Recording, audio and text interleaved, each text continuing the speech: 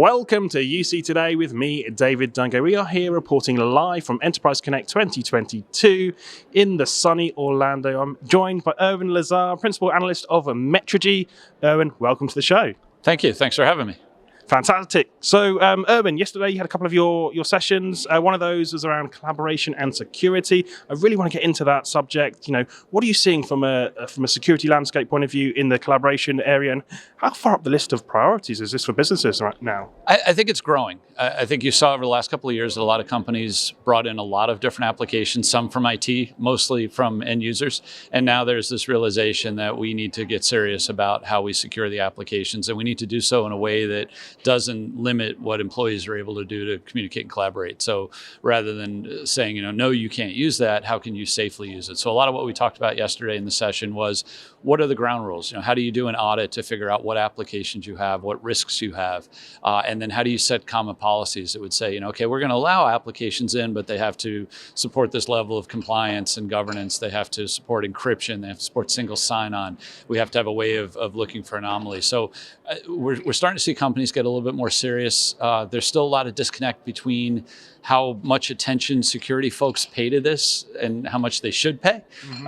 Unfortunately, usually it takes an incident before people say, we really should have thought about this a long time ago.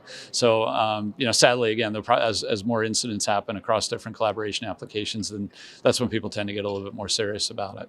Yeah, I think we're going to see a lot more of this theme around security over the coming years. Let's talk about the news this week. Some big news yesterday. UJET and Google. Take us through that. What was Metrigy's take on that relationship? Yeah, so we've been following UJET for a while. They're in a very, very crowded market. A lot of what we've seen here at Enterprise Connect has been contact center focused. So as you think about the announcement with Google, it certainly validates UJET. It says that they are now a very big player in this space because they've got the backing of Google.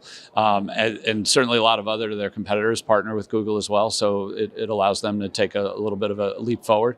I think it also says that Google is continuing to build out their portfolio within the UC space. So we've seen Google having a very strong position in document management, email.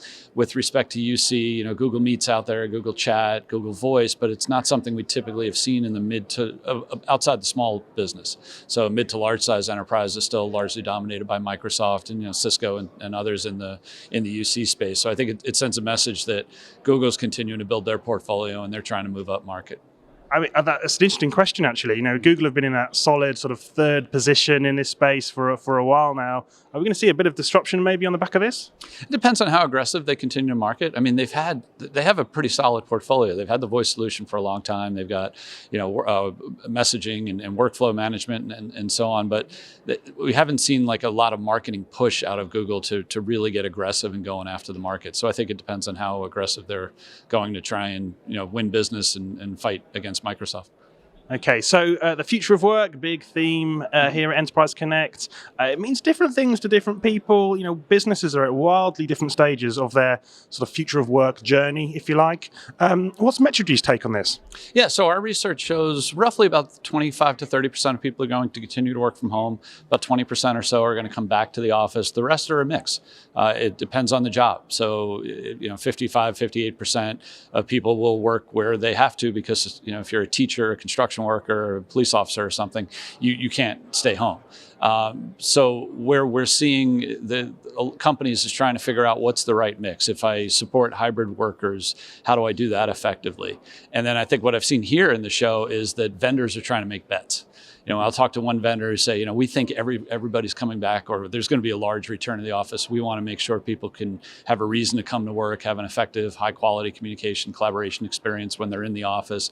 Others are saying, I don't think people are going to work. So we're really going to focus on distributed collaboration tools and at-home experiences through better cameras and headsets. And so I think that's where, when I meet with vendors, I see a lot of difference in where they think the world's heading, and where we think it's heading is a pretty significant majority of folks are going to choose to continue to stay at home. Maybe they go in for a meeting occasionally, but their primary work location will be at home if they're allowed to. Fantastic. So we're at Enterprise Connect. Lots going on here. What are you excited about over the coming week? What kind of things are you excited about picking up on, or trends, or speaking to? What's getting you going, Owen? I think the biggest thing that's getting me going is we're back in person. haven't been in person in over 2 years. So seeing the vibe, the energy, the fact that this is it feels like a normal enterprise connect. It feels like there are a lot of people here. So I think that's the biggest one. I think from a technology and standpoint, continuing to look at some of the developments around AI, continuing to see more of a focus on employee experience and measuring how people are using the tools and how they're benefiting from them versus just throwing out features and, hey, we've got the latest and greatest video app. I think starting to look more at a user-centric approach of are people seeing any real value and benefit, and how do we support this new way of work is really interesting for me. Irwin, it's always a pleasure. Thank you for joining me. Thank you. Thanks for having me. And thank you for watching me, David Dungay, and UC today. Don't forget, you can follow all the action on social media by following the EC22 hashtag.